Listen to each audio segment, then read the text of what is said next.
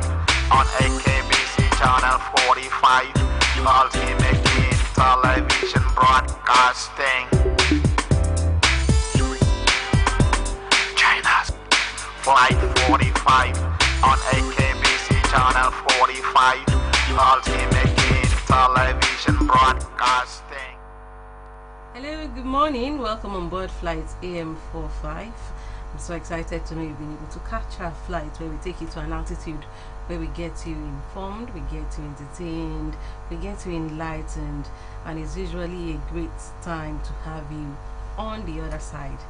Thank you so very much. Time to put on your seatbelts as we take you to that altitude we normally take you to. Alright, on Flight AM45 this morning, we're going to be bugging our minds.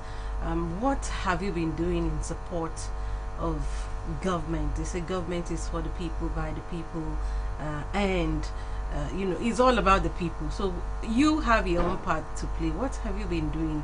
We have someone who has been doing much in support of government and, you know, just to better our society. When the time is nigh, you get to meet her. But as it is our tradition on the program, we usually love to keep you in the mood. It's a weekend, so there's need for us to be entertained. There's need for you to have a jolly good time with us. So let's begin with this beautiful piece of music, after which you get to meet our guest on the program this morning, this day. Yeah, na na na na na na na na mo. Yeah, ya na na na no me llamo. Ada mia monoco, ada mia monoco abasio, ada mia monoco, ada mia monoco abasio. Get what people boy come, boy come, boy come, boy come.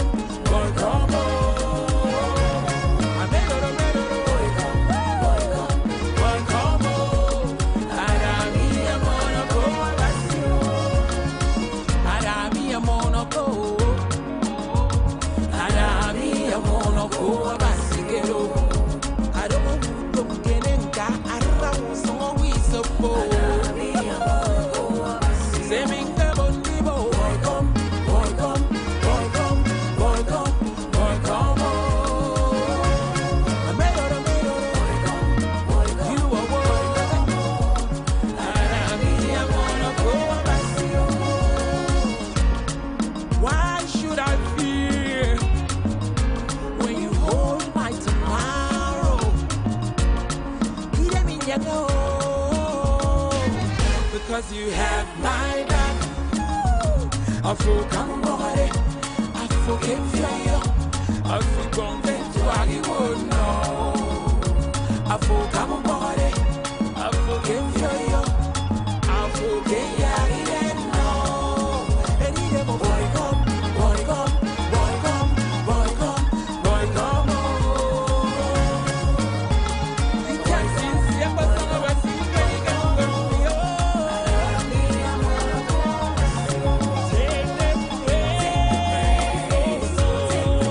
Take the praise.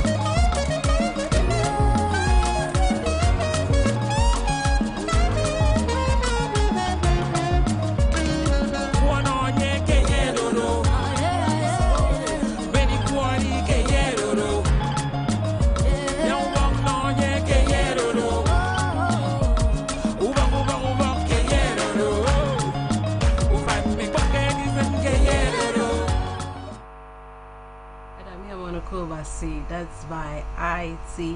Dennis. I.T. Dennis, Pastor I.T. Dennis is always a delight when it comes to worshiping God. I hope we did set in the mood for a very beautiful weekend. Alright, it's Flight M45. Once again, many thanks for staying with us, for joining us on the program. And so this morning we get to be joined by someone who has been adding value to lives in different ramifications, from giving back to school items to giving widows, young women, some form of empowerment here and there, to caring for children and even nursing mothers, giving them some kinds of supplements just to ensure that they grow well. All right, join me in welcoming our guests who'll be talking about how you too can be a part of, giving back to society, no matter how little. My guest is she's based in the US and always comes back home. She loves her home, of course. I have the confidence to say that because she's most times she comes here.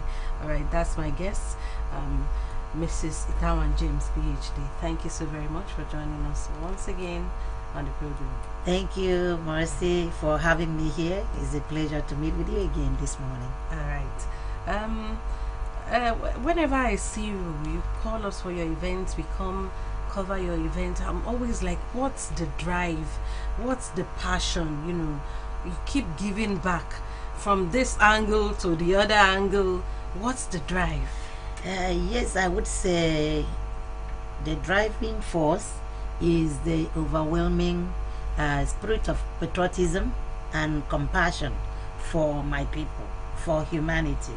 And again, because to me, it's a social responsibility as an individual, as a citizen, that I'm expected to be deliberate about contributing to the welfare of my community, welfare of society at large. So it's the social responsibility for me, because I've identified that principle that in wherever you find yourself, you have to contribute positively, impact that community, that society. So that's what it is. Is it that Dr. Itawan is so wealthy? Or, because some people will say, what has government done for me? Well, government didn't do this, government didn't do that, government is not picking up my bills and all of that. What is it for you? Yes, actually, my notion is the belief that I don't depend on what government can do for me, but how can I support government? Because to me, I'm a government in my own right, in my entity. Okay. So how can I support government to impact society, to impact the people, the different communities? And you ask the question whether I'm so wealthy. No, it's not about how rich or wealthy that you are. It's about understanding the concept that you have to be compassionate, show compassion to others. That, okay, if you're well off, what about the next person around you? So it's not about being wealthy, because I come across very wealthy people, but their wealth only surrounds their families, within the family. I mean, in any case, it doesn't touch any other person's life. So it's not about the wealth, it's not about how rich you are, but just understanding that in any little way you can, you have to impact your neighbors, your society. That's what it is. Yes. Okay. All right. Now, let me delve in and talk about the most recent feats. You've been giving out supplements to children, babies. Yes. You've been going across local governments. Talk to us about that. Okay, so yes, I've been doing that, and maybe let me give a little background of what actually prompted me to get into that. So in 2022, for my dissertation, I carried out a research in Akwa Ibom State. Living in the US, schooling in the US, but I chose to come to Nigeria and Akwa Ibom State for that matter, because I've been involved in medical missions every now and then, and so I seem to identify there was a particular trend when the kids and women come in, for us to examine them. I always see these malnourished children, so that actually prompted me. You know, I wanted to know, why is it that in a state that we are so rich with mineral resources, abundance of food and all of that, how come these children are malnourished, sickly looking and all of that? And so I began to think about it. I discussed with my professors.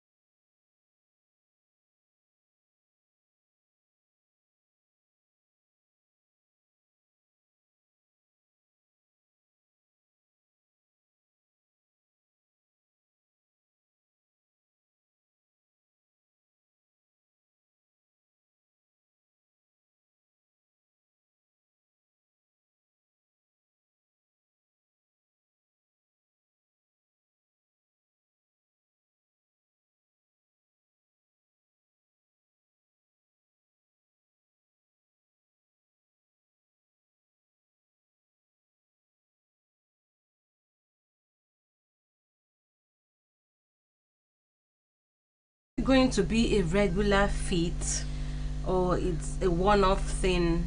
Talk to us about that. Okay, that's a very interesting question. Like I said earlier, this is just purely family initiative. I will call it that way. Okay. Because I'm not funded, I don't have the funds or grants. If I were to be opportune to have some funding, of course I would do it on a regular basis. But for now, I'm giving these supplements 3 months, 4 months at a time. So each local government area, I'll go to the primary health center operational base. I already would interface with them, and we do all the logistics ahead of time. Okay. And so I will come in where I will interface with the children and mothers. Like I said, mothers, if they are breastfeeding, so because you cannot give this supplement to a child, directly to a child that is under 6 months of age. So you give to the mother. If the mother is breastfeeding, the mother will take the supplements and then breastfeed the child. It's 1 pack, 1 sachet a day. So Okay. each pack is for 30 days. Okay. And so if the child is up to ages 6 months up to 5 years, then you can actually put it in the child's food and feed the child directly. And like I said, it's a supplement, so it doesn't take away the need that the parents, mothers need to eat right and feed their children right. This is just a supplement to augment what they are doing, and this is only given to malnourished children. Okay. Like when I go out, I actually do the arm circumference. Yeah. I measured according to World Health Organization standard, and so for children that are moderately or severely malnourished, those are the ones that are benefiting from this initiative. But if your child is already healthy, then there is no point. Okay. So you just go ahead. We advise, go ahead, do what you're doing. Yes. Okay. All right. And now you've talked about nutrients, nourishment, and all of that. Thank God it's a Saturday. Parents could be at home, mothers could be at home watching us right now. Talk to us about how they can take care of their children, babies, the nursing mothers, pregnant women in times like this when the economic situation is so tight. Yes, and we still have to fall back to what our governor is saying now, go back to the farms.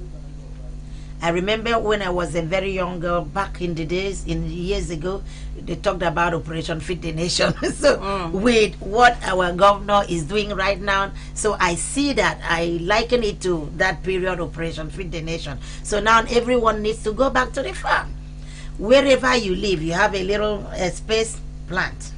I mean, it's even very nutritious for you to feed your children organic foods, fresh organic foods. So right now things are so rough, and there is hardship in the land.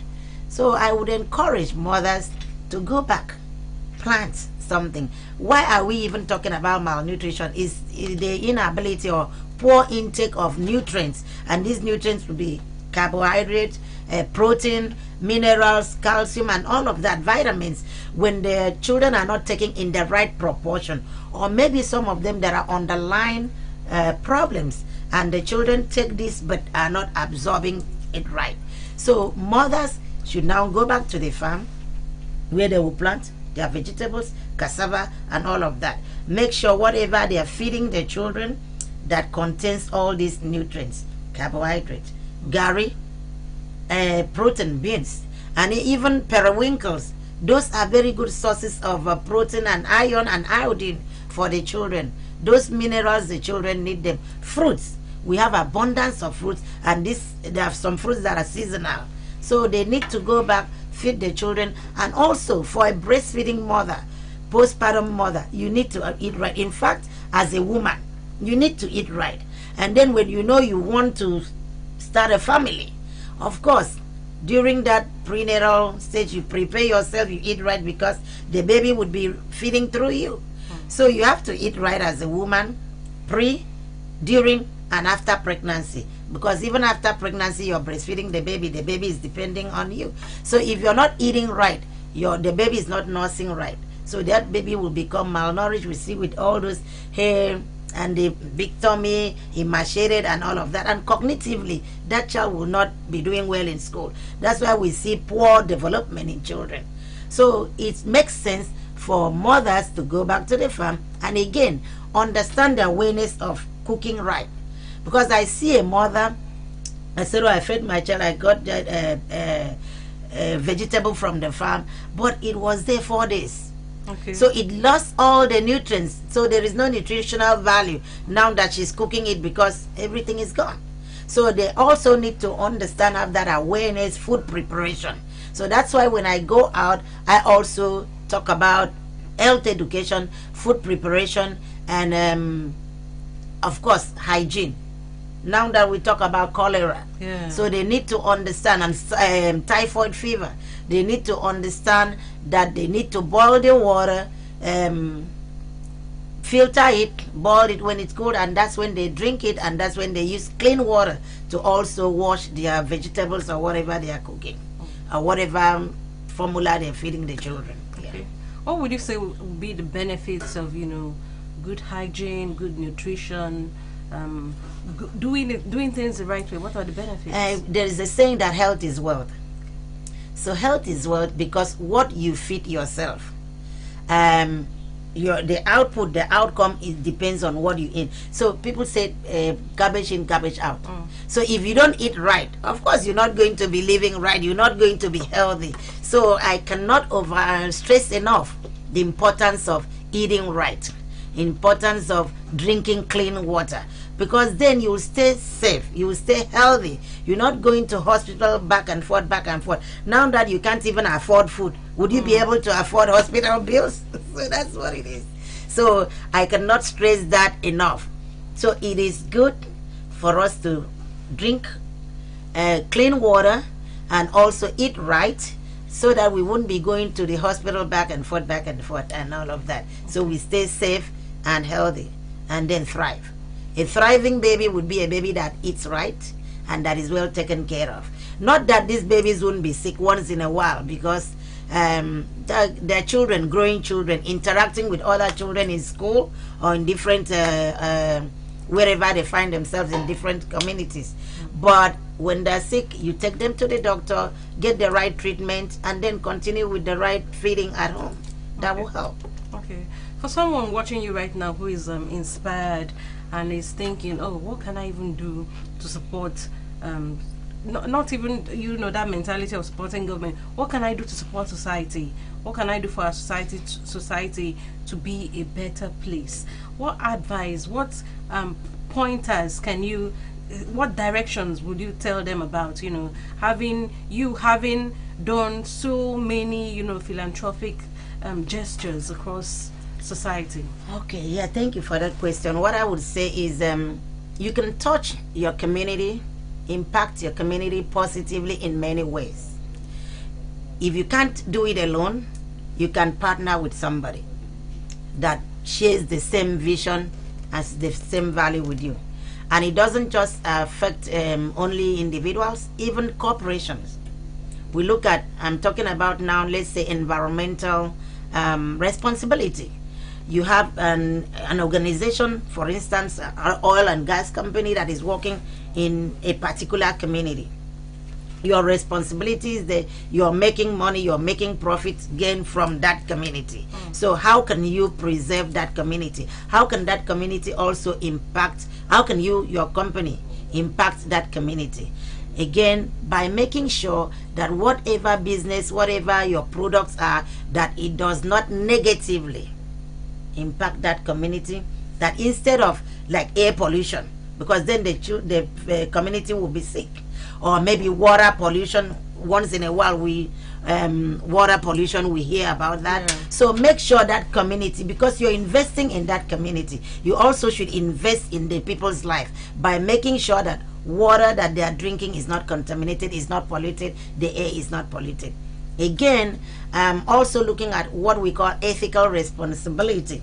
That is being fair, that is being just towards one another, either in your business within the community, with interacting with other people, consumers or other customer services. I mean, you become fair and you just make sure that you're equitable in your approach, that you don't cheat anybody, even in businesses that you're doing. You don't cheat government, because people do government, like say in Akwa Ibom state or other states, and they're not paying taxes. That's cheating the government. That is unethical. So as a businessman or any organization, you need to make sure that you're not cheating the government. From the revenues that you're making, you also impact the community. Of course, after all, that is the tax money that would be used to develop the state or the community. And then of course philanthropy, like we just talking about, coming together to help, to see what needs that you can do. Is it about scholarship? Is it about empowering widows, empowering people, or skill acquisition, providing that somebody wants to go and learn tailoring? Yes, you send them. Of course, thank God we have Dakada skill acquisition. That's how to partner with government. Send them, they pay for somebody. Is it 1 year training? Is it 6 months? When they finish, they become self-reliant, self-sufficient, and they can also invest in some other person's life. And then I'm also looking at what else? Economic responsibility. I mean, economic responsibility is making life easy for other people. How do you help generate something for economic development of the state, of the community where you find yourself? And that would be in the area of agriculture. You plant, and then when you get your product, take it to the market where you sell to others, also benefit from that. So I'm looking at, when I talk about social responsibility, those 4 areas that I would really recommend that people, it doesn't matter, even students can also impact their community. The way you relate with your peers, supporting your peers, sitting down with your peers. Okay, you understand this particular cause, but your colleague does not. So you're investing in their life by sitting with them and discussing and helping them to understand, so that they can also progress and do well in school. That is still a responsibility at another level. Okay, all right. There's no way you come here and I won't allow you to talk about Governor Moino. He clocked 1 year in office, that was on May 29, and ever since we've not had you. So I know you strongly supported Oh him. during his yes, campaign. that's my principle. Yeah. From the diaspora, you supported him, gave him all the Yes. all the backings. Yes. 1 year. How do you feel, with regards to his performances so far? I would say I'm very impressed. Very, very impressed. It shows that this is a man who came ready to work. This is a man who's already equipped, well equipped, and has direction and knows he did his needs assessment and understands where the needs are in each of the local government areas, and is working at that. So it's been very impressive, very, I would score him excellent, that what he has done in 1 year. So imagine the next 4 years, imagine 8 years. So he will really transform this state to a high level. So I'm very impressed with the things that he has done so far, touching lives, the vulnerable lives. I mean, we listen, we watch. Yes, when I'm here, I try to also attend all those commissioning and all those activities, initiatives, and intervention that he has brought to bear. So I'm very, very happy that we have a man like this at this time. Yes. Okay, all right. I would have said, okay, which projects in particular, which gestures of the governor, which ones in particular really touches your heart? In fact, when you look at the Arise agenda, everything in the Arise agenda, is it the agricultural development or agricultural revolution? That's what we're talking about here, people going back to the farm. And what are we even talking about? The recent bulk purchasing agency that was commissioned, and what is it? The key component there is the free food vouchers that is being given to vulnerable population. It takes a person with a heart, it takes a person with human compassion to do that, reaching out to the less privileged, giving them those vouchers. We know the hardship, we know things are so products in the market, items are very expensive, but he thought about the people. How can I help alleviate, mitigate this problem? So setting up that agency, and of course giving staple foods to the people. We see gari, rice and beans. Those are a staple food in this part of the world. So giving that voucher to these people, and they go every month and get this voucher and then take to the vendors to get this food. It helps the family. So that's the agricultural part. And then in the state, civil servants now, every first Friday and third Friday of the month, you go back home to your farm. So that is making us responsible. Whether you like it, you have to farm. Whether you like it, you have to cultivate, you have to do something. So there is no way we will not change the situation in a few months, in a few years. Now, is it the rural infrastructure? Yes, okay, yeah, for that agric, they supplement the food. So what I'm doing actually ties to that, giving supplements to mothers and children. So it ties to, because you wanted to know how do I align myself, And then, of course, the rural infrastructure, rural development. Yes, I got the grant from National Association of Nigerian Nurses in the US, and it wasn't much, but then I saw there was a need where I carried out my research, part of my research, and then, so what did we do? Get that grant, and then as of today, we've been able to erect a 7-bed maternity unit and a 2-bed labor room, fully ready, but we need equipment at Primary Health Center Ikotipene. So that is the rural part of development, rural, and then also infrastructure also ties in there, and also rural engagement, because that is in the rural area in Ikotipene. And of course, are we talking about education? That normally I do scholarship.